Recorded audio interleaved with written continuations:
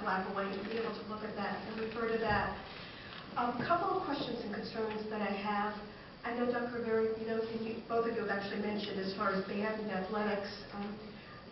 As far as band or music program, I definitely think we need to allocate more than we have for both Norwalk High School and Brian McMahon. I know on an annual basis we allocate about $22,000. During this past year, we've given $35,000 for equipment for Norwalk High School, and then you just mentioned tonight we also are giving money to Brian McMahon for the same amount. I know for the whole program, the music program, which is marching band, winter guard, and all the musical productions at both high schools, I know specifically for Norwalk High School, it costs about $400,000 annually to run that. Norwalk High School, as far as their fundraising, they have to fundraise about $85,000 per year, and the remainder, really, the hardship falls on the families, and it really is a lot of money for them to put out on a yearly basis. And I know all of us talk about going to these productions and saying that it's like going to a Broadway musical, which they are, but it costs money to do that. And again, it's just such a hardship for our families to have to produce that extra money to produce these shows and for marching band and winter guard. So I'm hoping by these suggestions we can try to do something. And I know Rich, specifically, you spoke about, or you have in here, that you're going to be working on the budget committee. Yes. Do you know when that's going to take place and who will be on the committee? Sure. And when so we've set up a number of budget committees, including extracurricular activities. So they'll probably start late September, early October when the budget season really kicks off. So the expectation is to have the 2 athletic directors be a part of that, and then the 2 band directors be part of it. Because I think both music and athletics are key to our children's success, and I think we've got to keep these programs going, but we also have to find a way to fund and give them more money at both schools.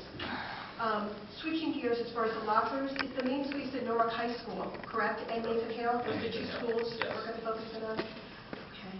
And as far as, I wanted to ask Ralph, Chromebooks, how has that been working out as far as technology? It's actually What's the feedback? I just want to know how that's been going so far. The feedback I've got from the schools so far is that it's actually one of the easiest technologies they've had to use, because they just open them up, there's no operating system, they log right on and they can get started on what they need to use. So now really what we're focusing on this year is training teachers and students in using that web-based technology to basically implement 21st century learning skills. Yeah. Can we take a look back at that? I know I'm like at 6 months, 3 months, but just at some point, just to see how it's going as far as teachers being trained on it, students, and how comfortable, if they're breaking down. I mean, if we're following through on it. Yeah, no, definitely. I'd be happy to do a presentation since I'm already planning one as it is. So, yeah. Great. Thank you. That's it. Ms. Rivas. Yes. I wasn't part of the suggestions on the surplus. When you mentioned about special education out of district, being able to bring some of our children in, are you focusing on both levels, elementary and secondary, or are you just going to focus on middle school, high school? What are we going to start off with? That's a good question. It hasn't been determined yet, but from the discussions, the preliminary discussions that I've had, it would be around elementary. The elementary students seem to pop up, but obviously we haven't really gotten into that level of detail yet in terms of where or how we would set up a particular program. But the initial discussions have been around the elementary school level. Okay, so you do have data on how many, the amount of students at each level, elementary level, that are transferred out. And okay, another thing also, just as a suggestion, perhaps, I don't know if you've looked into the high ropes model that we have in Norwalk, because I think it's a good model that they have, and I know a lot of our children are transported there because we cannot provide the services, and maybe as a suggestion, we could probably have another committee, form another committee with the schools that are providing service for our children, and have input on them to determine what is it that they are giving that we don't have, and see what progress is, and perhaps kind of have a conversation, so then we can pinpoint exactly what we need in order to provide the service for the children that are on special education. I was hoping that we could do something with this year as far as the surplus money goes. Like you mentioned earlier, for hearing impaired or something like that. But there's a large amount of students under the autism spectrum, and I think that that would be a priority to me.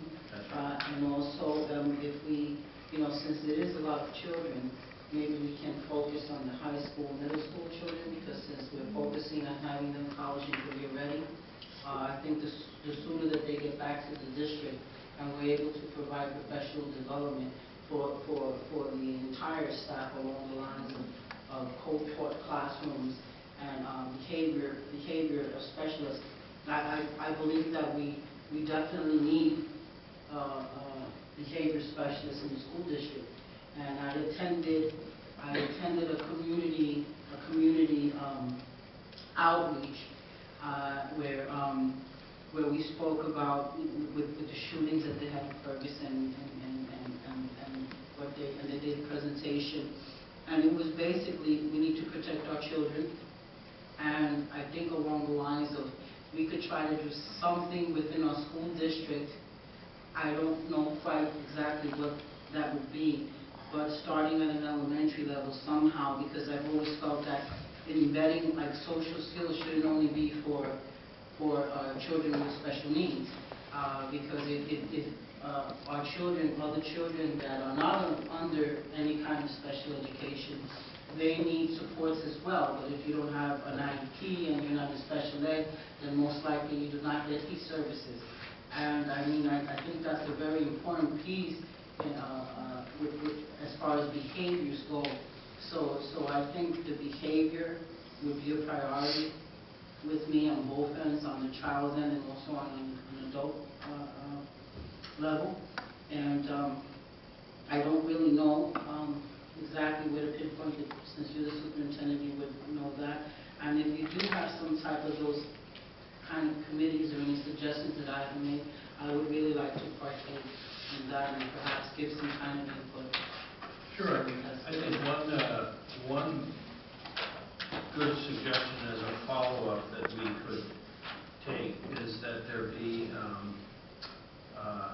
perhaps a review at the curriculum committee or at a particular committee as we get these committees, this particular group, up and running, looking at the various needs at different grade levels, understanding what's out there, what are services that are being provided by different centers where our students are attending, as well as, quite frankly, what are some areas that we think we might be able to do better. So I think it's going to be a combination of both. But I think I'm happy to keep you informed as this process unfolds. Any other questions, comments?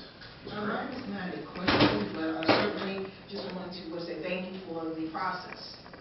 This is exactly what we were looking for. I was looking for, we came from our finance committee meeting so that there would be other input, which did happen with not only the committee, those who were there, Mr. Millian, others that were at the meeting, but also the other board members who were not able to participate. And not only that, but also taking into consideration where those suggestions, recommendations, that's just something that I need to see, and I just feel that's the direction, because therefore we will then look at these, I see it another time, another situation as far as our upcoming operating budget. There's some other areas that we're going to have to take a look at. It's not going to all happen here.